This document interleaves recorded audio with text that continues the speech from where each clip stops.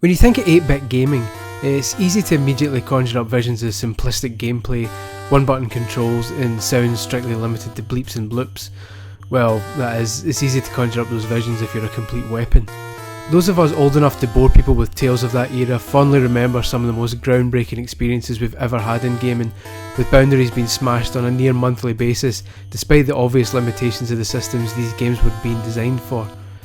A brilliant example that's sadly been forgotten over the years is Rescue the Embassy mission on the NES.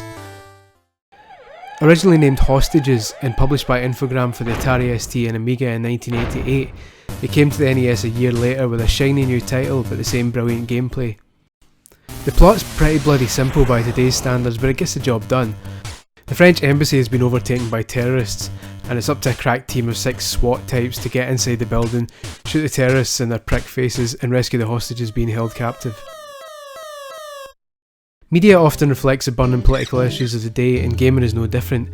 These days you've got the likes of Papers, Please covering the issue of immigration, Fallout 4 contemplating the aftermath of a nuclear attack, and Her Story warning of the very real and horrifying threat of listening to folk music.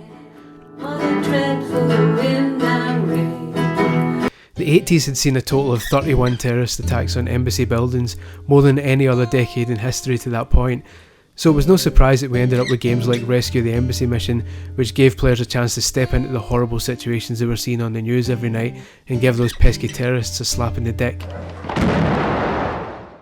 But Chris, I hear you ask, that's a pretty complex situation. Wasn't it 8-bit in that? Wasn't it basically just Pong with like terrorists? Well, you ignorant prick, prepared to be impressed. Rescue the Embassy mission is split into 4 different and distinct sections: Approach, Secure, Infiltrate and Rescue. I just made those names up, but they sound quite cool, so I'm going to stick with them.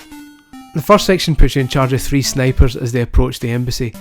That said, they're not really in a position to be doing any sniping just now because they aren't able to get a decent shot where they are, which is on the ground. So what you have to do is take each guy one at a time over to their sniping position. You do this by guiding them through the streets, using stealthy tactics to avoid the enemy searchlights. If you get caught by a light, the terrorists open fire on you, usually leading to you being gunned down in a mess of unholy gore. Well, okay, you just kind of fall over and die a bit. What I love about this section is the number of options open to you. It may not seem like much these days, but back then, the ability to dive over a wall, hide behind a door, or drop to the floor, or roll about to avoid being spotted felt ridiculously in depth. So you go through this process 3 times, trying to get your snipers to a nearby building so they can leg it to the roof and get in the correct position. They don't all have to make it. As long as you can only get one of them home and dry, you'll be on to the second section. Here, your snipers, or at least those who are still alive, are now in position and have their guns trained on the embassy. It's up to you to use your scope to check out the windows and see if you can spot any terrorists wandering around. If you do, you have to pop them with a bullet upside the nut and take them down. This might not seem like the most effective way of dealing with a hostage crisis, since unless the terrorist group you're dealing with are the notorious window huggers of Albania, there's still going to be a load of baddies elsewhere inside the building out of your sight. But there's a point to this, and it's the 3rd section. Now, if you're the more perceptive type, you remember I said there were 6 team members, but so far we've only seen 3. That's because the other 3 are hanging about on the roof because they were dropped there by a helicopter. These guys are the real action heroes. It's up to them to get into the embassy and take on the terrorists face to face, and they plan to do this like all sensible people would, by abseiling down the side of the building and arsing themselves through a window.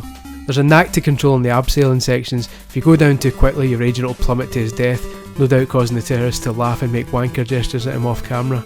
Speaking of the terrorists, here's why my snipers were shooting them through the windows in the previous section, because any they missed will spot my abseiling assailants and give them a one-way trip to the pavement, first class. Like first class, but yeah. Once I'm lined up with a window and there's no terrorists about, I've got 2 ways of getting in. If my snipers have already taken a window out, I can just climb in, but I prefer doing it this way. Yes! And here's where Rescue the Embassy mission's final surprise is waiting. It's only a bloody first-person shooter too. Yep, now that I'm inside the embassy, I now get to wander around, tracking down the terrorists using the map and taking them out face to face. This is for France, ya prick! And then, well, that's it. The game ends. And I think this is the exact point where it becomes clear why Rescue the Embassy mission isn't as fondly remembered, or indeed as remembered at all, as it should be. It's shorter than an Eskimo's knob. Because you know it's cold and that. With a bit of practice you can complete the entire game in less than 5 minutes, and even though you can ramp up the difficulty level to make things a bit more interesting, it's still not really enough. In fairness, what it offers is massively impressive for the time. The onslaught of 8-bit inspired indie games we've had over the past few years have kind of skewed our perceptions of just how little these systems were actually capable of.